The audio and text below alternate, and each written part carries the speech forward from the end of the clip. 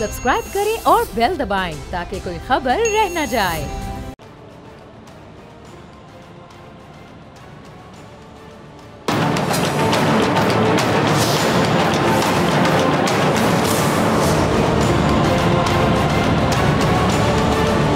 अस्सलामुअलैकुम, मैं हूं डॉक्टर फ़िज़ा खान और मैं हूं पाकिस्तान। भारत के वज़ीर ख़ारजा और वज़ीर दाखिला में कद काट, तालीम, उम्र और फैमिली बैकग्राउंड में ज़मीन आसमान का फ़र्क है। वज़ीर दाखिला अमित शाह ने बायोकेमिस्ट्री पढ़ी है और वज़ीर ख़ारजा जयशंकर ने इंटरनेशनल रिलेशंस में डॉक्टरेट की डिग्री ली है। एक की उम्र 59 साल है, दूसरे की 69 साल है। दोनों की शख्सियात में भी कहने के ज़मीन आसमान का फ़र्क है। यकीनी तौर पर पसंद नापसंद और तरजीहात में भी कहीं ना कहीं ज़रूर फ़र्क होगा, लेकिन दोनों में अगर कुछ मुश्तरक है तो वो है मुस्लिम और पाकिस्तान दुश्मनी। भारतीय वज़ीर आज़म कहने को तो लाख कहें कि जी हमारा पाकिस्तान से कोई मुकाबला नहीं है, लेकिन दर हकीकत भारत के हवासों पर 24 घंटे पाकिस्तान सवार रहता है। और ये आज की बात तो नहीं है। नेहरू ने बंटवारे के वक्त बड़े गुरूर से पाकिस्तान की उम्र 6 महीने बताई थी और कहा था कि पाकिस्तान 6 महीने बाद खुद हमसे हिंदुस्तान में शामिल होने की दरख्वास्त करेगा। आज नेहरू कहाँ और उनकी चिता की राख कहाँ, लेकिन पाकिस्तान हिंदुस्तान के सीने पर मूंग दलने के लिए कायम दायम है और इंशाअल्लाह ता क़यामत रहेगा। और यही सच्चाई भारत की इंतहा पसंद सरकार को चैन से रहने नहीं देती। इस बेचैनी और जलन में मजीद इजाफा खित्ते में भारतीय मुफादात को पहुँचने वाले नुकसान से हुआ है। राजनीति में हिंदुओं के फलसफे और गुरु माने जाने वाले चाणक्य ने हज़ारों बरस पहले अर्थशास्त्र में लिखा था कि इक़्तिदार के लिए किसी भी उसूल को तोड़ना जायज़ है। पड़ोसियों के साथ ताल्लुकात ख़राब रखना और पड़ोसियों के पड़ोसियों को दोस्त बनाकर रखना। चाणक्य के उसूलों पर किसी ने अमल किया हो या ना किया हो, बीजेपी की सरकार तो एक एक पॉइंट पर अमल कर रही है। चाणक्य ने बताया कि हमसाया सल्तनतों से वही सलूक किया जाए जो दुश्मनों से किया जाता है। तो देखें ज़रा, देख लें कि भारत के शर से उसका कौन सा पड़ोसी महफूज है। और हैरत अंगेज़ तौर पर पाकिस्तान को छोड़कर श्रीलंका, नेपाल, मालदीव समेत कोई पड़ोसी ऐसा नहीं है जिसे भारत ने दबाने की कोशिश ना की हो, लेकिन ये कोशिश गुज़श्ता 2 से 3 बरसों में बुरी तरह नाकाम हुई है। भारत फंडेड जो तमिल टाइगर्स हैं उनकी बगावत को चलने के बाद श्रीलंका ने भारत से फासले की पॉलिसी अपनाई और अब तक कायम कर रखी है। अच्छा, मालदीव में भी भारत मुखालिफ सियासी जमात ने आउट इंडिया के नारे पर अपनी हुकूमत बनाई और बांग्लादेश में भी भारत की सारी जो इन्वेस्टमेंट है खलीज बंगाल में डूब गई और बांग्लादेशी अवाम ने दिल्ली नवाज हसीना की सूरत में भारतीय असर और रसूख को निकाल बाहर फेंका, जिसे भारत ने पनाह देकर संभाल लिया और कभी ना कभी ये मोहरा काम आ सकता है। लेकिन मसला तो अब का है कि जी वो जो बांग्लादेश के नए हुकूमती सेटअप और उसकी जो आवाम भारत से बेजारी कैसे दूर करे, ख़ास तौर पर इस सूरत में जब हसीना वाजिद वहाँ मौजूद हो और साथ साथ नई दिल्ली के नेपाल और जो मालदीव है उसके साथ कशीदा ताल्लुकात भी नई दिल्ली की आप कह लें कि तशवीश में मज़ीद इजाफा कर रहे हैं। अच्छा, सिफारती महाज पर इन तमाम नाकामियों से भारतीय वज़ीर ख़ारजा जयशंकर बौखलाहट का शिकार हो गए हैं। उन्होंने खुद पर होने वाली तनकीद की जो जवाबदेही है उससे बचने के लिए जेब से पाकिस्तान कार्ड निकाल लिया और गुज़िश्ता दिनों दिल्ली में भाषण देते हुए जयशंकर जी ने कहा कि जम्मू कश्मीर का मसला आर्टिकल 370 ने ख़त्म कर दिया है। अब सवाल ये कि हम पाकिस्तान के साथ किस किस्म के ताल्लुकात रखना चाहते हैं। फिर चाणक्य के इस चेले ने कहा कि मामला चाहे मस्बत समत में जाए या फिर मनफी में, हम रद्द अमल देंगे, हाथ पर हाथ धरे बैठे नहीं रहेंगे। और ये भी कहा कि पाकिस्तान के साथ मुस्तकिल बातचीत का दौर ख़त्म हो चुका है। जयशंकर दिल्ली के हैं और दिल्ली के हुजाम भी चांदनी चौक से वाकिफ़ होंगे, है ना।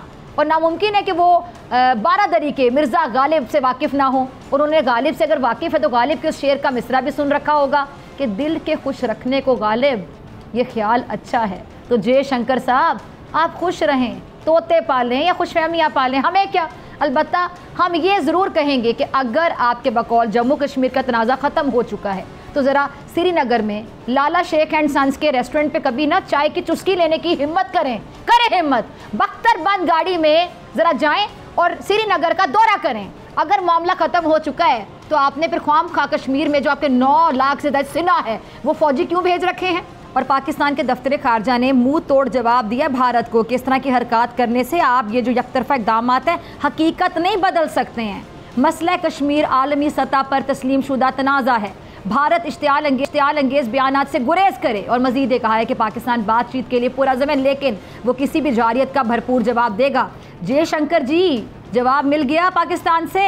पाकिस्तान तो पीछे हटने को तैयार नहीं है। अब आप तैयारी पकड़ें कि शंघाई ताउन तंजीम की मीटिंग में सीने पर पत्थर रख कर ही सही, अक्टूबर में किसी को तो पाकिस्तान भेजना होगा। आपको पाकिस्तान किसी को तो भेजना होगा, और हमारी माने तो मेरे ख्याल से ज़िद छोड़ दें, क्योंकि ऐसे नहीं चलेगा। पड़ोसी बदले जा सकते हैं और ना ही पड़ोसी छोड़े जा। और नाज़रीन, अब आगे बढ़ते हैं जी। बानी पीटीआई ने दुनिया की मुमताज़ तरीन ऑक्सफोर्ड यूनिवर्सिटी का चांसलर बनने के लिए कागजात नामजदगी क्या जमा करवाए कि कप्तान पर चांदमारी शुरू हो गई है। कप्तान आलमी सतह पर मीडिया में डिस्कस होने लगे हैं। अभी ये अलग बात है कि ये डिस्कशन अडियाला जेल में मौजूद कप्तान और उसके जो खिलाड़ी हैं उनके लिए हौसला अफजा नहीं है। हैरत अंगेज़ तौर पर कह लें कि बरतानिया और यूरोप जहाँ की मिसालें देते कप्तान नहीं थकते थे, और जहाँ कप्तान का साबिका ससुराल भी है, उनके दोनों साहिबजादे भी वहीं पर मौजूद हैं, सबसे ज़्यादा मुखालिफत वहीं से यानी उनके ससुराल से हो रही है। ख़बरें लग रही हैं, कॉलम शाया हो रहे हैं कि जी कप्तान के दौरे हुकूमत का मुहासबा अगर किया जाए तो ये देखें ये हकीकत थी, और उनके बयानात के हवाले दिए जा रहे हैं। साबित किया जा रहा है कि ये तालिबान नवाज शख्स इस बावकार ओहदे के लिए किसी तौर पर मौजू नहीं है। पहले गार्जियन में एक कॉलम निगार ने सवाल उठाया कि क्या तालिबान दो शख्स ऑक्सफोर्ड के अगले चांसलर के तौर पर वाकई बेहतरीन इंतखाब हो सकते हैं। कॉलम निगार ने लिखा है कि बानी तहरीक इंसाफ की नामजदगी ही ऑक्सफोर्ड की खवातीन की तौहीन है। और कॉलम निगार ने यहाँ तक कहा कि दुनिया की सबसे बड़ी यूनिवर्सिटी के चांसलर की तकर्री 10 बरस के लिए होती है, जबकि बानी पीटीआई को 14 साल कैद की सज़ा सुनाई गई है। और ऑक्सफोर्ड की मुलाजमत में इंतजामी जो जिम्मेदारी हैं उसके साथ साथ कई अहम तकरीबात ऐसी होती हैं कि जिसकी सदारत भी ज़रूरी होती है, इसलिए चांसलर को साल भर आसानी से दस्तयाब होना चाहिए, जो बानी तहरीक इंसाफ के जेल में होने के बायस यकीनी तौर पर मुमकिन नहीं है। अच्छा, बरतानवी जरीदा है ऑब्जर्वर, उसमें भी बानी तहरीक इंसाफ के ख़िलाफ़ जो एक कैथरीन बैनेट ने धुआंधार कॉलम लिखा है। सियासत और सकाफ़त पर गहरी नज़रें रखती हैं कैथरीन। उन्होंने बानी पीटीआई का नाम लेते हुए बाकायदा कहा है कि जी उनके मुतनाज़ नज़रियात और इक़दामात उन्हें इस बावकार ओहदे के लिए गैर मौजू बनाते हैं, और कप्तान के जो सियासी हरीफ हैं उन्होंने भी उन्हें आड़े हाथों लिया है। पीपल्स पार्टी के रहनुमा और सिंध के वज़ीर इत्तलात शर्जील मेमन ने कहा है कि जी बानी पीटीआई ऑक्सफोर्ड छोड़ें, किसी पाकिस्तानी यूनिवर्सिटी के चांसलर बनने के लिए भी अहल नहीं है। वो दहशतगर्दी के सपोर्टर हैं, और जो दहशतगर्दी को सपोर्ट कर रहा हो वो कैसे वाइस चांसलर बन सकता है। अच्छा, मुस्लिम लीग नून के बैरिस्टर दानियाल चौधरी और तलाल चौधरी ने यह कहा है कि ऑक्सफोर्ड यूनिवर्सिटी में बानी पीटीआई जैसी शख्सियत की कोई जगह नहीं है। तलाल चौधरी ने यह भी कहा है कि जी बानी पीटीआई करप्शन पर अपने मुल्क में सज़ा भुगत रहे हैं, अगर उन जैसा चांसलर मुंतखब हो जाए तो यूनिवर्सिटी का क्या मुस्तकबिल होगा, और अगर ऐसा कोई शख्स छोटे से स्कूल का भी प्रिंसिपल हो तो काफ़ी सवाल उठ जाते हैं।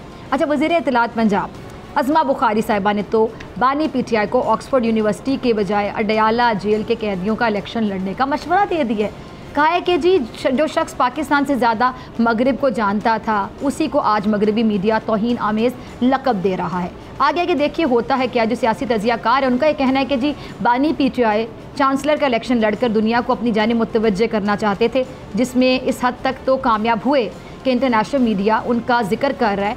ये अलग बात है कि ये जिक्र अच्छे अल्फाज में नहीं किया जा रहा, ज़िक्र खैर उनके हवाले से नहीं हो रहा, बल्कि ज़िक्र शर है। यानी कह सकते हैं कि इंसान की जब किस्मत बुरी होती है ना, तो फिर आपको पता है कि क्या क्या कुछ होता है। और कप्तान साहब के भी बुरे दिन चल रहे हैं, तो जो भी वो करते हैं नतीजा उल्टा ही निकलता है। आपसे मुलाकात होगी नाज़रीन ब्रेक के बाद।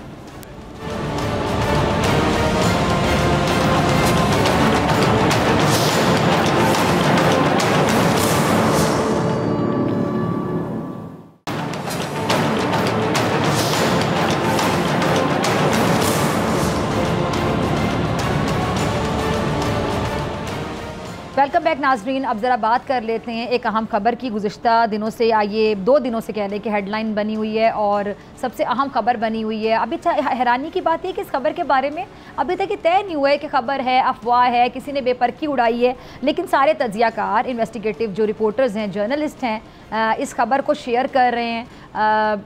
लेकिन अभी तक समझ नहीं आ रही कि खबर बेसिकली है क्या। कहा यह जा रहा है कि मुस्लिम लीग नून और पाकिस्तान तहरीक इंसाफ के रहनुमा में मुलाकात हुई है। इस खबर की तस्दीक करने वाले मोतबर सीनियर सियासतदान महमूद खान अचकज़ई हैं, जिन्होंने सहाफ़ियों से एक गैर रस्मी बातचीत में इस कहने के दस्ती बॉम्ब की पिन निकाली और धमाका कर दिया। लेकिन अजीब बात यह कि धमाके के बाद दोनों जमातों ने यू टर्न लिए, बल्कि एक दूसरे पर खूब जुमले कसे हैं। मुस्लिम लीग नून क्या कहते हैं ज़रा सुन ले। वो कहते हैं जी हम मुज़ाकरात नहीं कर रहे और ख़बर में सदाकत नहीं है, और पीटीआई ये कहती है कि जी बातचीत के लिए मुसलसल पेशकश की जा रही है। मुज़ाकरात के नाम पर होने वाली इस सियासी भूचाल के मरकज़ महमूद खान अचकज़ई का ये कहना है कि मुल्क को आगे ले जाने के लिए हुकूमत के साथ मुज़ाकरात के अलावा कोई रास्ता नहीं रहा है। अच्छा, ये भी कहा जा रहा है कि जी मुज़ाकरात का जो इख्तियार है मुझे बानी PTI ने दिया है और इस पर बानी तहरीक इंसाफ के अलावा PTI के किसी रहनुमा की मुखालफत से फ़र्क नहीं पड़ता है। उनकी बात की जो तायद है मुशीर इत्तलात खैबर पख्तूनख्वा बैरिस्टर सैफ भी कर रहे हैं और उनके मुताबिक नवाज शरीफ की तरफ से बानी PTI इमरान खान से मुज़ाकरात की कोशिश हो रही है। उन्होंने मज़ीद ये कहा है कि जी एक भाई मुफाहमत जबकि दूसरा भाई 9 मई का राग अलाप रहा है और इस ब्लेम गेम में समझ ये नहीं आ रहा है कि अगर दो जमातों के दरमियान बातचीत डायलॉग होता है तो फिर इसमें शर्म की क्या बात है। किसी की इज़्ज़त कैसे घट सकती है या बढ़ सकती है। माजी में मुस्लिम लीग नून और पीपल्स पार्टी एक दूसरे के लिए आग और पानी नहीं थे, लेकिन लंदन में हम देखेंगे मिसाक जमहूरियत इन्हीं दोनों जमातों ने किया ना। फिर आगे चले तो नवाज शरीफ साहब ही वज़ीर आज़म थे जब आपको याद होगा कि MKM के ख़िलाफ़ ऑपरेशन शुरू हुआ, लेकिन आज ये दोनों जमातें हुकूमत में साथ साथ बैठी हुई हैं और ये सियासत है। और तो और ये जो MKM और जो पीपल्स पार्टी है उसमें भी हमने देखा है कि किस तरह पोजीशन संभाली होती हैं। अच्छा, फिर बीबी शहीद ने तो एक बार आपको याद हो कि भरे जलसे में MKM के रहनुमाओं और कारकुनों को बुज़दिल चूहे तक करार दे दिया था, लेकिन फिर हमने देखा कि उसी बीबी शहीद की पार्टी के साथ MKM सिंध में एक लंबे अरसे तक हुकूमत में रही और सियासत नाम ही मेरे ख्याल से बातचीत का है, कभी मुज़ाहमत और कभी फिर मुफाहमत, और ये बात एक आम सियासी कारकुन भी जानता है। फिर मुज़ाकरात पर ऐसे जो तेज़ाबी बयान आते हैं वो देने का मकसद क्या हो सकता है, इसकी ज़रूरत क्या हो सकती है। इसी हवाले से बात करने के लिए मेरे साथ मौजूद हैं मुस्लिम लीग नून से अली गौहर बलोच साहब, बहुत शुक्रिया ज्वाइन करने के लिए। पाकिस्तान तहरीक इंसाफ से नईम पंजोता साहब, आपका भी बहुत शुक्रिया वक्त देने के लिए। चले दोनों से शुरू कर लूँ, मेरे ख्याल से दोनों से एक ही सवाल मैं पूछना चाहूँगी। पहले नईम आपसे पूछ लेती हूँ, आप कहते हैं मुज़ाकरात की पेशकश हो रही है और ये बार बार हो रही है, कौन कर रहा है पेशकश, इस खबर में कितनी सदाकत है? बहुत शुक्रिया, बड़ी नवाज़, बड़ी मेहरबानी। पहली बात तो यह है कि हमने हमेशा ये बात की कि अगर इस्टेब्लिशमेंट से भी बात होगी तो आइन और कानून के अंदर रहकर होगी, नंबर 1। नंबर 2 ये है कि सियासी उन जमातों से बात होगी जो कि रूल ऑफ लॉ के ऊपर बात करते हैं या रूल ऑफ लॉ के ऊपर क्राइम है या रूल ऑफ लॉ के लिए वो फाइट कर रहे हैं। अब उसके अंदर मौलाना साहब हो, जमात इस्लामी हो या दीगर हो, लेकिन जिन्होंने ताकत खास तौर पर जिन्होंने 547 के मुताबिक इनको जितवाया गया तो उनके साथ उनकी सूरत बात, क्योंकि वो तो इस इलेक्शन के अंदर उन्होंने बता दिया कि वो किस तरह से सियासी जमात हैं, किस तरह उन्होंने जमहूरियत के ऊपर हमला किया है, किस तरह उन्होंने आइन की पामाली की है, किस तरह उन्होंने ह्यूमन राइट्स की वायलेशन की है, किस तरह उन्होंने कानून की धज्जियां उड़ाई। फिलहाल उनसे बात नहीं हो सकती, बात सिर्फ नहीं हो सकती जहाँ पर मैंने आपके सामने रख दिया पोलिटिकल जमातों से या वहाँ पर। तो इसके अलावा तो कोई ऐसी बात नहीं है जो होगी। अच्छा, अली गौहर बलोच साहब, आप लोगों की पार्टी कहती है कि कोई ऐसी बात नहीं है, कोई मुज़ाकरात की पेशकश नहीं की गई है और ये जो खबरें हैं ये बिल्कुल बेपर की उड़ाई जा रही है, इनमें किसी किस्म की कोई सदाकत नहीं है। महमूद खान अचकज़ई साहब जो हैं उनका दावा अपनी जगह है। आप बताइए कि नून लीग से कौन रब्ता कर रहा है? बिस्मिल्लाहिर्रहमानिर्रहीम। देखिए, एक तो नई बात मुझे बिल्कुल नहीं आई। एक तो मुझे उनका मौक़िफ़ मुख्तसरन बता दें कि इस बात पे उनका क्या था, जी जी, ताकि मैं भी फिर आपके साथ नईम साहब जरा बात कीजिएगा। आप जरा अली गौहर साहब देखिएगा, नईम साहब कब सुन सकते हैं? जी नईम साहब जरा मौक़िफ़ दोहरा दीजिएगा, आपको सुन नहीं पा रहे थे। जी मौक़िफ़ अली भाई वही मैंने जो पिछले प्रोग्राम के अंदर जो है दोहराया है, वही मैंने कहा है कि बात इन 3 जमातों के अलावा बाकी सब पॉलिटिकल जमातों से होगी, या फिर वही गुजारिश की कि अगर वहाँ पर भी बात होगी एस्टेब्लिशमेंट से तो लाइन के अंदर रहकर होगी कि मुल्क को आगे बढ़ने दिए।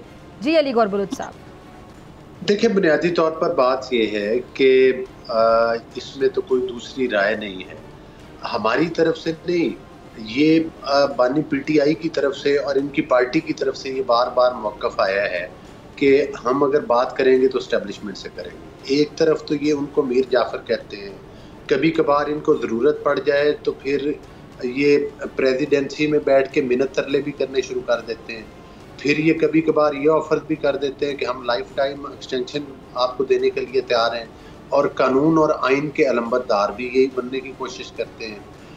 कभी उनको सिपा सालार कहना शुरू करते हैं और कभी कहते हैं कि अगर मुझे कोई कुछ हुआ तो उसका ज़िम्मेदार जो है वो आर्मी चीफ होगा। तो मकसद ये है कि ये बिल्कुल मतलब है कि इनकी पता नहीं, इनका मसला जो है शायद इनके ये हालात और वाक़यात से हवास बाख्ता हुए हैं, या इनको क्या कन्फ्यूजन है कि ये इनकी बातों के ऊपर कोई भी यकीन नहीं कर सकता। असल तो सूरत हाल ये है कि ये उस बेनिफिशरी थे उस निज़ाम के जो RTS सिस्टम बिठा के जो बनाया गया था, और जाहिर है कि फिर इनके आने के बाद जो पाकिस्तान की मईशत के हालात हुए वो किसी से ढके छुपे हुए भी नहीं है। अब जबकि हुकूमत उसको संभालने की भी कोशिश कर रही है तो उसमें भी बड़ी मुश्किलात का सामना है हमें। लेकिन हमने तो जिस वक्त हमें दीवारों के अंदर चुनवा रहे थे, जिस वक्त हमारे ऊपर झूठे मुकदमात बना रहे थे, हमने तो असम्बली के फ्लोर पर खड़े होकर शहबाज शरीफ से आपने कहा था कि हम मिसाके मईशत पर बात करने के लिए तैयार हैं। ये होती है सियासी लीडरशिप कि जो डायलॉग पर यकीन रखती है, जो सियासी पार्टी है। चूँकि इनको हमेशा से पाकिस्तान में जलाओ घराओ करके, वोट चोरी करके, मैंडेट चुरा के, पाकिस्तान को बुरा भला कह के, पाकिस्तान के इदारों को बुरा भला कह के, पाकिस्तान के ऊपर हमला करके इनको फ़ायदे पहुंचते रहे हैं मादी में। तो ये अब भी इनको ये गलत फहमी है कि शायद अब भी हम अगर इसी तरह से डटे रहेंगे जी, ये कहेंगे कि हमने 9 मई के वाक़यात के ऊपर माफ़ी नहीं मांगनी। मेरा ख्याल है जब तक ये पूरी कौम के सामने ये रियलाइज़ नहीं करेंगे, ये तस्लीम नहीं करेंगे कि भाई हम कौम से माफ़ी मांगते हैं इस बात के ऊपर, नुकसान हमारा तो नहीं किया ना, पूरे पाकिस्तान का किया है, तो पाकिस्तान सबका है। तो नहीं, 9 में भी तो माफ़ी मांगनी चाहिए इन्हें, और बिल्कुल मांगनी चाहिए। और अगर ये कौम से माफ़ी मांग लेते हो तो उसमें मेरा नहीं ख्याल कि ये जो अपनी ईगो का मसला बना के बैठे हुए हैं इनको माफी मांगनी चाहिए, इनसे वो गलती हुई है। वो मानते नहीं है, वो कहते हैं कि 9 मई नून लीग ने करवाया था, इसने करवाया था, उसने करवाया था। नहीं ठीक है, वो तो खैर पूरी देखे ना, ये तो वो सच है, ये वो नविश्ता दीवार है जो पूरा पाकिस्तान क्या पूरी दुनिया जानती है। उससे ये इनकार नहीं कर सकते। इनकार हाँ, ये उससे वैसे इनकार करते रहे कि हमने नहीं किया, हमने नहीं किया। इनका अब तो देखे ना, अब तो वो जनरल टायर फैज साहब भी गिरफ्तार हैं। अब तो वो बहुत सारे इंकशाफात मजीद आ गए, पक्के सबूत आ गए इनके सामने। अब अच्छा अली गौर बलोच साहब मेरी बात सुनिए कि ये अब ये जिम्मेदारी किस पर आयद होती, मेरी बात सुनिए मुझको। अच्छा अली गौर बलोच साहब देखिए, अब ये टॉक शोज में तो बात मेरे ख्याल से आगे बढ़ना चाहिए सिलसिला। 9 मई हुए तकरीबन 1.25 साल हो चुका है और जितना मैंने इस हवाले से आवाज़ उठाई शायद ही किसी एंकर ने उठाई हो। अभी क्या हुकूमत पर जिम्मेदारी नहीं बनती है कि इस हवाले से फिर सीरियस कोई इकदाम लिया जाए? कुछ इकदाम आप पार्लियामेंट की सतह पर लेते हैं और फिर कुछ मामला जारी बात है वो बॉल जो होता है वो अदालत के कोर्ट में होता है, अदलिया के कोर्ट में होता है। आप अब इसमें ज़रा बतौर आप हुकूमत के नुमाइंदे हैं, हुकूमत की तर्जुमानी कर रहे हैं मेरे इस प्रोग्राम में बैठ के, ये 9 मई इन लोगों ने किया, PTI वालों ने, ये हुकूमत कह रही है बारहा, सबूत भी चले सामने हैं, फुटेजेस हैं, जो लोग पकड़े हुए वो इन्हीं के लोग हैं, आपकी पार्टी के नहीं हैं। फिर इनकी पार्टी का एक अलग से मौक़िफ़ आता है। अब जारी बात है तो साथ बैठे हैं वो सियासतदान भी, वकील भी हैं, वो अपना एक मौक़िफ़ देंगे। अब हुकूमत पर क्या जिम्मेदारी आयद होती है कि फिर जल्दी जल्दी इनको कैफरे किरदार तक पहुँचाए रहे जो इन्वॉल्व थे? देखिए, जो मामलात हैं, आप मुझसे ज़्यादा अवेयर हैं मामलात से, और मेरा ख्याल है पंचोता साहब के भी लम्बे। एक्चुअली मैं सियासतदान नहीं हूँ ना, मैं पार्लियामेंट में नहीं बैठती हूँ, मैंने कभी मैं MPA भी नहीं हूँ, MNA भी नहीं हूँ। आप सियासत को समझते हैं, मेरा काम है सवाल उठाना।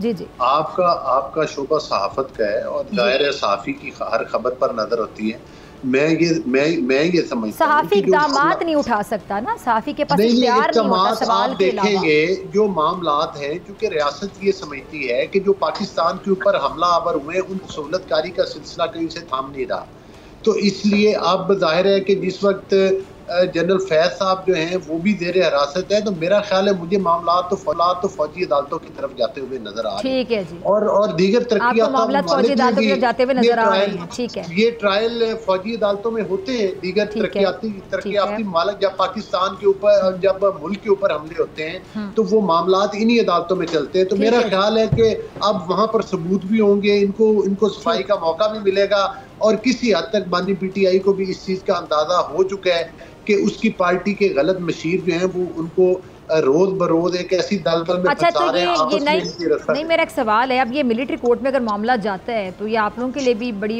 एक कोई अच्छी खबर तो नहीं है।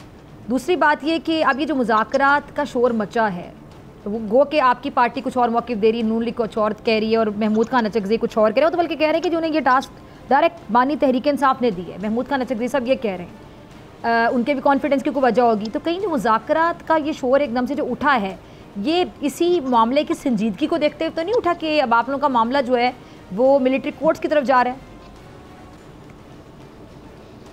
देखिए, बात यह है कि ये इससे पहले भी बातें हो चुकी हैं, इससे पहले भी बातें इस तरह की फैलाई जा चुकी हैं, ज़रा से भी खबरें चलाई जाई हैं और ये कहा गया है कि बिल्कुल जी माफ़ी मांग लिया या बिल्कुल लेट गए हैं, बिल्कुल ये हो गया वो। आपके सामने खान साहब कहा चुका है बार बार ये कहा गया कि डॉक्टर यास्मीन राशिदा वहाँ पर थी, फलाना बंदा वहाँ पर था, उसने ये किया, इसने ये किया, ये बातें की जाती नहीं। लेकिन खान साहब का जो मौक़िफ़ है मैंने आपके सामने रखा है, और खान साहब ने उस वक्त भी ये कहा कि हमारे लोग अंदर नहीं थे और इसके ऊपर जुडिशल कमीशन बनाया जाए और तहकीकात करके कौम के सामने मामला लाया जाए। उन्होंने जब दोबारा ये कहा कि नहीं वो आपके लोग थे, वो जाकर आग लगा के ये कर रहे थे, वो कर रहे थे, उन्होंने कहा कि हमारे लोग नहीं थे, अगर थे आप लेकर आए, हम हमें दिखाएं, हमें साबित करें कि ये लोग हमारे थे जो आग लगा रहे। खास तौर पर आग की बार बार उन्होंने बात की, तो फिर हम कहेंगे कि ठीक है जिन्होंने गलत किया, और हम माजरत भी करेंगे और हम ये भी कहेंगे कि जनाब आप जो है हम इनको अपनी पार्टी से भी निकालते और इनके खिलाफ कार्रवाई की। लेकिन जब हमारे लोग हैं और आप एकतरफा कार्रवाई कर रहे हैं, खुद ही मुद्दई बनकर और खुद ही जज बनकर और खुद ही चाहते हैं कि फैसला दे दिया जाए, तो ऐसा मुमकिन नहीं। जहाँ पर सुप्रीम कोर्ट की बात है, सुप्रीम कोर्ट में जहाँ पर काजी फैसल साहब भी बैठे थे और उन्होंने फैसला दिया था 5 मेंबर बेंच ने, जिसने ये कहा था कि आईनी टीम के बाद भी सिविलियन का मिलिट्री ट्रायल नहीं हो सकता, क्योंकि दूसरी अदालतें मौजूद हैं। और मिलिट्री ट्रायल इसलिए उन्होंने कहा था कि आप मिलिट्री ट्रायल शायद आपने देखा कि 2 दिन के अंदर जो है वहाँ पर कोई मेजर या कर्नल बैठा होता है और वो बगैर किसी को दिफा का मौका दिए, बगैर मीडिया के एक्सेस हुए, वो एक जिसको कानून का पता ही नहीं होता, वो फैसला सुना देता है और कह देता है जी कि हैंड टेलर या कोई भी उसकी सजा सुना देता है। तो वहाँ पर ना फेयर ट्रायल हो सकता है। और जब आपके पास ऑलरेडी एक फॉरम है, तो आप उस फॉरम को छोड़कर कैसे वहाँ पर जा सकते हैं। नंबर 3 बात साहब, एक मिनट, आइन में क्या मिलिट्री कोर्ट मौजूद नहीं है? आइन के मुताबिक सिविलियन का मिलिट्री ट्रायल नहीं हो सकता, ये बिल्कुल बड़ी वाज़ेह है और मैंने उसके ऊपर बड़ा बता दिया। इमरान खान साहब के दौर में क्या नहीं हुआ सिविलियन का मिलिट्री ट्रायल? ट्रायल अगर वहाँ पर हुआ है तो यहाँ पर कोई सीक्रेट नहीं जो मुल्क के जो है वो ठीक है, या ऐसा नहीं है कि वहाँ से कोई बम जो है हमने फेंका हो, या वगैरह, ऐसा नहीं है। नहीं, मेरा सिंपल सा सवाल ये कि आपकी जब हुकूमत थी, इमरान खान साहब जब वजीर आजम थे, तब ये हो सकता है। तो अब चूंकि आप लोगों के खिलाफ ये अब ये ट्रायल आप लोगों के साथ होने जा रहा है, तो अब आप मौक़िफ़ चेंज कर रहे हैं। ये तो वही वाली बात होगी, जैसे कॉल टेपिंग के हवाले से खान साहब का मौक़िफ़ पहले क्या होता था, अब क्या है? नहीं, देखिए बात यह है, अगर आपके सामने आपको वाज़ेह हो कि जिस तरह सुप्रीम कोर्ट के ऊपर यहाँ पर PMLN ने हमला किया था, मैं तो आइन की बात कर रही हूँ ना। आपने कहा आइन में, मैंने कहा आइन में है या नहीं है, और जब इमरान खान के दौर में सिविलियन का ट्रायल हुआ था मिलिट्री, तब आइन में था या नहीं था? मैं तो सिर्फ आइन को समझ रही हूँ कि तब भी यही आइन था, अब भी आइन वही है। अब भी यही आइन है, तब भी वही आइन था, और बड़ा उसके ऊपर हमारा मौका क्लियर है कि जो वो मिलिट्री ट्रायल हुआ था उसके अंदर अगर आप देखें तो कौन से लोग थे, क्या उनका जुर्म था और कैसे किया गया। जहाँ पर अगर आपने दहशतगर्दी के मुकदमात बनाए तो सवाल सिर्फ ये कि आइन में तो है ना मिलिट्री ट्रायल, मुझे बता दें, मैं सिर्फ ये जानना चाह रही हूँ हाँ या ना, जो कि है। अब उसमें आप सिनेरियोज डिफरेंट बता रहे हैं, सिचुएशंस, वो अलग एक बहस है, लेकिन आपके दौर में भी तो हुआ ना सिविलियन का मिलिट्री ट्रायल। अब बता रहा हूँ कि एक बंदा जो है वो मुल्क के राज है वो दूसरे मुल्क को देता है, या किसी राह की इमा के ऊपर जो है वो मुल्क के अंदर कॉन्स्पिरेसी करता है या कोई इस तरह का मामला करता है जिसमें हमारे सीक्रेट्स जो है वहाँ पर देता है, तो उस हद तक जो है वो उनकी जमात इस बारे में क्या मौक़िफ़ रखती है? इमरान खान साहब के ऊपर डाला गया है या वर्कर्स के ऊपर बनाए गए मुकदमा,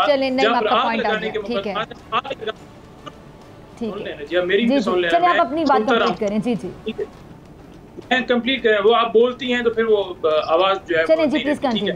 जितना सवाल करेंगी मैं उस हर सवाल का जवाब दूंगा, वो कोई इशू नहीं है। देखिए बात मैं ये कह रहा हूँ कि जहाँ पर बिल्डिंग को आग लगाने की बात है या किसी के ऊपर पथराव की बात है या कोई शीशे तोड़ने की बात है, तो डेफिनेटली जो उसके लिए पाकिस्तान पीनल कोड के अंदर जो मौजूद है सेक्शंस हैं या एंटी टेररिज्म एक्ट के तहत जो है वो मौजूद हैं, वो उसके मुताबिक जो है ट्रायल भी होगा और सारी चीजें होंगी। लेकिन यहाँ पर ये नहीं है कि आप जो है वो उठाकर 88 लोगों का ट्रायल जो है कर्नल साहब से करवा दें और कह दें कि बिल्कुल सजा दीजिए। यहाँ पर ना मीडिया की एक्सेस हो, ना मुगला की एक्सेस हो, ना फैमिली की एक्सेस हो, ना आईने पाकिस्तान आपको इजाजत देता हो। इसीलिए सुप्रीम कोर्ट में अभी तक मामला ज़ेर इल्तमा है, जहाँ पर उन्होंने कहा था कि सिविलियन का मिलिट्री ट्रायल नहीं हो सकता। और फिर आपको पता है उसके बाद जिस तरह जो है वो इसके अंदर जो है वो स्टे दिया गया और जिस तरह से आगे लेकर चले कि आप ट्रायल कंक्लूड कर लें, लेकिन उनकी कस्टडी अभी भी सिविलियन के पास नहीं भिजवाई गई। चलें जी, अच्छा बात यह है कि जहाँ पर बात की जाए मुश्किल वक्त था, मुश्किल वक्त के अंदर भी नवाज शरीफ साहब कौम के साथ नहीं खड़े हुए और वो एक बीमारी का बहाना बनाकर मुल्क से बाहर चले। चलें बली गौर फिर वहां से वापस चले। अभी मैं सिर्फ ये इस सवाल पे रहना चाहती हूँ, ये मिलिट्री कोर्ट जो ट्रायल है, मिलिट्री ट्रायल नहीं साहब, इस पे मैं जरा मौक़िफ़ ले लूँ अली गौर बलोच का। ये बाकी फिर बहस हम बाद में करते हैं। नवाज शरीफ साहब कहाँ गए, तो खान साहब किधर हैं, तो ये अली गौर बलोच साहब, इस पे मैं आपका भी ज़रा पॉइंट ऑफ व्यू जानना चाहती हूँ।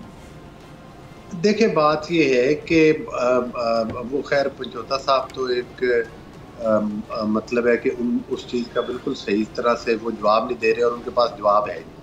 बुनियादी तौर पर खुद बानी पीटीआई ने तस्लीम किया कि GHQ की तरफ लोगों को मैंने एहतजाज करना जो उस दिन मतलब वाक़यात हुए और पूरे पाकिस्तान को आग लग गई, पाकिस्तान की मियाँ वाली की और सरगोदा की तनसीबात को आग लगाई गई, पेशावर का रेडियो स्टेशन जलाया गया, शुहदा के मुजस्समे जलाए गए, ये तमाम दहशतगर्दी के वाक़यात थे।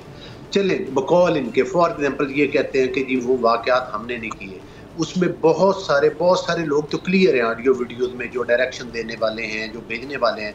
हत्ता कि बानी पीटीआई ने अदालत में बैठकर ये कहा जब वो गिरफ्तार हुए थे कि भाई अगर मुझे गिरफ्तार हो करेंगे तो यही कुछ होगा पाकिस्तान, अब भी और अब दोबारा करेंगे तो फिर यही कुछ ही होगा। तीसरी बात ये है कि इनके बेशुमार लोग हैं जो कि बड़े क्लियरली जिनके ऑडियो वीडियोज़ मैसेज हैं जो मौके पे मौजूद हैं, जो सारा कुछ करने वाले हैं, वो किसी से ढकी छुपी बात नहीं है। लेकिन जो भी दहशतगर्दी, इससे बड़ी दहशतगर्दी क्या हो सकती थी जो 9 मई को हुई? इससे इस तरह तो पाकिस्तान के बदतरीन दुश्मन ने, पाकिस्तान के बदतरीन दहशतगर्दों ने भी इतने बड़े पैमाने के ऊपर एक ही दिन में तबाही नहीं की। चलिए आपका पॉइंट आ गया। बहुत शुक्रिया दोनों मेहमानों का। नाज़रीन आपसे मुलाकात होगी ब्रेक के बाद, और ब्रेक के बाद मेरे साथ मौजूद होंगे जावेद इकबाल साहब जो कि मरकज़ी deputy secretary general all Pakistan workers alliance utility stores corporation के हवाले से खबरें आप सुन रहे होंगे, और ये जो एहतजाज जारी है इस हवाले से जो मीटिंग भी हुई आज उसका पूरा हम अहवाल जानेंगे ब्रेक के बाद।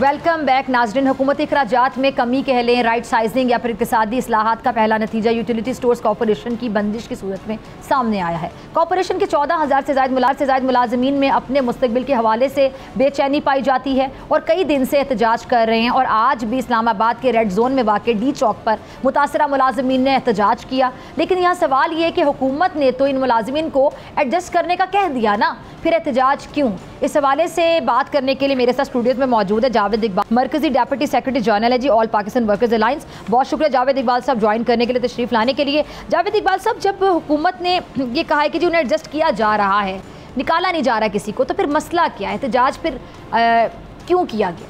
गवर्नमेंट ये तो बयान दे रही है कि इन मुलाजमीन को निकाला नहीं जा रहा, कहीं दूसरे डिपार्टमेंट में एडजस्ट किया जाएगा। हम लोग सिविल सर्वेंट की कैटेगरी में नहीं आते, हम कॉरपोरेशन के एम्प्लॉइज़ हैं, हमारी एडजस्टमेंट दूसरे डिपार्टमेंट्स में होती नहीं है। सिविल सर्वेंट है, उसका पे रोल चलता है AGPR से, AGPR पे कर रहा होता है तमाम सिविल सर्वेंट को, गवर्नमेंट एम्प्लॉइज़ को। हमें उस कैटेगरी में लिया नहीं जाता और उन्हें पेंशनरी बेनिफिट मिलते हैं रिटायरमेंट के बाद। हम लोगों को रिटायरमेंट के बाद जो दी जाती है EOBI की पेंशन प्रोवाइड करते हैं, और उसके बाद वही चीज़ें हमें मिलती हैं, बाकी कोई चीज़ नहीं मिलती। तो वो हमारी वहाँ उस तरह एडजस्टमेंट हो नहीं सकती जो वो कह रहे हैं कि दूसरे डिपार्टमेंट में आपको जम कर दिया जाएगा। ये किसी कोई कॉरपोरेशन हो उसमें तो हम जम हो सकते हैं, बाकी किसी। आज जो आपकी मीटिंग हुई है उसका क्या लुबे लुबाब निकला, क्या उसका नतीजा निकला, क्या आप उसको कंक्लूड करेंगे? मीटिंग तो वो पॉजिटिव है। उन्होंने हमें अभी तक फ़िल वक्त तो हमें यकीन दहानी करवाई है कि हम इदारा भी नहीं बंद कर रहे, किसी मुलाजिम को भी नहीं निकाल रहे, और उसकी जो सब्सिडी के हवाले से बातें थी कि जी सब्सिडी ख़त्म कर दी गई, उसको भी वो जारी रखना चाह रहे हैं। ठीक है। और रिस्ट्रक्चरिंग का उनका प्लान है कोई कि उसको शफाफियत में लाना चाह रहे हैं। तो ये तो पॉजिटिव चीज़ नहीं, जैसे कि आपने खुद भी पॉजिटिव का वर्ड यूज़ कर लिया कि पॉजिटिव है और ना किसी को निकाला जा रहा है, और उसको मतलब रिस्ट्रक्चरिंग तो एक रिस्ट्रक्चरिंग करेंगे और उसमें तमाम स्टेक होल्डर यूनियंस को भी उस कमेटी में शामिल किया जाएगा। हमारी मशावरत के साथ सारी चीज़ें फाइनलाइज की जाएंगी। ठीक है, पर वो लाजमी बात है हमें कोई चीज़ रिटर्न की फॉर्म में देंगे। यानी आपको जो नुमाइंदगान आपसे मिल रहे हैं, आपको हुकूमत की ज़बान पर यकीन नहीं है? नहीं, ज़बान पे लिखत पढ़त ही आप कह रहे हैं कि होनी चाहिए, तभी आपको यकीन आएगा, तभी आप एहतजाज खत्म करेंगे। जैसे लेटर हुआ होगा ना, ठीक है, वैसे ही हमें लेटर दिया जाए, हम चले जाएंगे। आज देखें कितने दिन से हमारे स्टोर्स बंद पड़े हुए हैं, पर गवर्नमेंट को जून ही नहीं रेंग रही थी। अच्छा, मुल्क में बाकी भी तो तंजीमें हैं ना, तो उनको भी आपने लाइन अप किया, आप उनसे भी राब्ते में इस हवाले से? राब्ते में तो हैं सबके साथ, सब आ भी रहे हैं। तो ये एहतजाज का दायरा कार वसी भी हो सकता है अगर ये डिस्काउंट किसी करवट नहीं बैठता। ऐसी बात ही है, ये मजदूर तहरीक जन्म लेगी। जिस तरह अभी आजकल स्टूडेंट तहरीक और ये दूसरी तहरीकों के तस्करे चल रहे हैं मीडिया पे, तो ये मजदूर तहरीक जन्म लेगी इंशाअल्लाह ताला। और उसको लीड करेगा यूटिलिटी का वर्कर, उसको लीड करेगा यूटिलिटी का वर्कर। अच्छा, अभी आप कह रहे हैं कि पॉजिटिव आपको नजर आई मीटिंग, और अभी साथ ही आपने कह दिया कि तहरीक चलेगी, तो आप ये दो अलग बातें कर रहे हैं। या तो आपका मामला आपको हाल होता है, आपने पहले कहा कि आज की मीटिंग बहुत मुस्बत रही, बहुत पॉजिटिव रही, यानी आपने एक उम्मीद का इजहार किया। देखिए, अब सिर्फ एक हमारे इदारे का इशू नहीं है, इस वक्त गवर्नमेंट ऑफ पाकिस्तान कितने सारे इदारों के बंदिश के अहकाम जारी कर। सर, आपकी बात से मैं थोड़ा सा कंफ्यूज हो रही हूँ, मैं आपकी बात काट रही हूँ, माजरत ख़ौम में मुझे समझ नहीं आ रही कि कन्फ्यूजन है आपके बयान में। एक तो आप कह रहे हैं कि आपके मुज़ाकरात कामयाब होते हैं, आपको दिखाई देते हैं आज की मीटिंग के बाद, फिर आप साथ कह रहे हैं कि अब तहरीक ये चल सकती है और दूसरे भी लोग हैं, सिर्फ हम नहीं हैं। यानी अब ये मुज़ाकरात कामयाब हों या ना हो, हर हाल में आप लोगों ने माइंड बनाया हुआ कि तहरीक चलनी है। नहीं, मुज़ाकरात कामयाब हो जाते तो लाजमी बात है हम तो डिस्पर्स हो जाएंगे। की बात से मुझे समझ आ रही है कि किसी और इदारे को अगर प्राइवेटाइज किया जाता है तो फिर आप सब इकट्ठे खड़े हो जाएंगे उसके साथ। खड़े होंगे बिल्कुल उसके साथ, यही समझ आई ना मुझे, यही आपका मतलब है। और फिर वो एक तहरीक शुरू हो जाएगी जिसको आप लोग लीड करेंगे। इससे पहले भी देखे कितने सारे इदारे इन्होंने बेचे कि मुल्क के ऊपर कर्जा है, वो कर्ज तो नहीं ख़त्म हुआ, 140 अरब अभी भी कर्ज है मुल्क के ऊपर। तो ये तो हुक्मरान जो है अपनी याशियों के लिए अपने अखराजात में तो कमी नहीं कर रहे। अभी आप इसे देख लें, जैसे कैसर बंगाली साहब ने रिज़ाइन किया 3 कमेटियों से, उनका जो वर्डिक आया सामने, वो कह रहे हैं कि जी जो हमारी सिफारिशात हैं, जो हमारी तजावीज़ हैं, गवर्नमेंट उसके बरक्स जा रही है। तो लाजमी बात है इसमें कुछ होगा जो वो ये हैं। यानी फिर आप ये कह रहे हैं कि अगर आप लोगों के मुज़ाकरात मान भी लिए जाते हैं और फिर किसी और इदारे को अगर प्राइवेटाइज करने की कोशिश की जाती है तो आप उनके साथ खड़े हो जाएंगे और ये फिर तहरीक जोर पकड़ जाएगी, तहरीक चल पड़ेगी। ठीक है। और ये बात आपने, ये जो आप लोगों के मुज़ाकरात आपने इसमें उनके सामने रखी है, बात उनके सामने भी रखी है, तो उस पर आपको कैसा रिस्पॉन्स मिला? उन्हें चीज़ को संजीदगी से लिया, उसी पे संजीदा लिया जा रहा है, क्योंकि हमें तो देखे आज हमें हो गए, हमारा मुसलसल आज 8वां दिन है। ठीक है, इसी एक हफ्ते से ऊपर हो, बारिश में भी गर्मी में भी ये सारी चीज़ें ये हमारा वर्कर बर्दाश्त कर रहा है, मजदूर है हम। तो जब ये बारिश, अब ये बारिश आज भी हुई है, जो मौसम की जो सख्ती होती है, धूप होती है दोपहर में, फिर बारिश हो जाती है, तो उसके लिए फिर आप लोगों के क्या इंतजाम होते हैं? नहीं, हमने कुछ 2-3 कनोपियाँ तो लगाई हुई हैं, वो पर हमारा क्राउड उससे बहुत ज़्यादा है। नहीं, तो मैं वही तो कह रही हूँ, मैनेज हो जाता है, बस गुजारा कर रहे हैं, मैनेज क्या करना।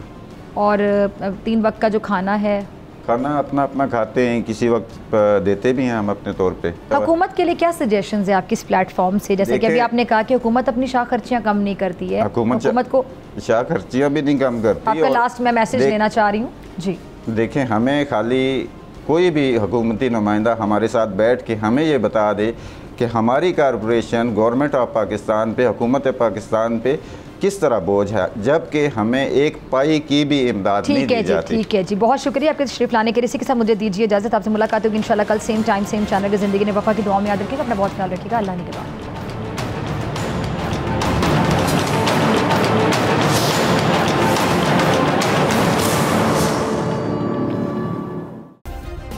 सब्सक्राइब करें और बेल दबाएं ताकि कोई खबर रह न जाए।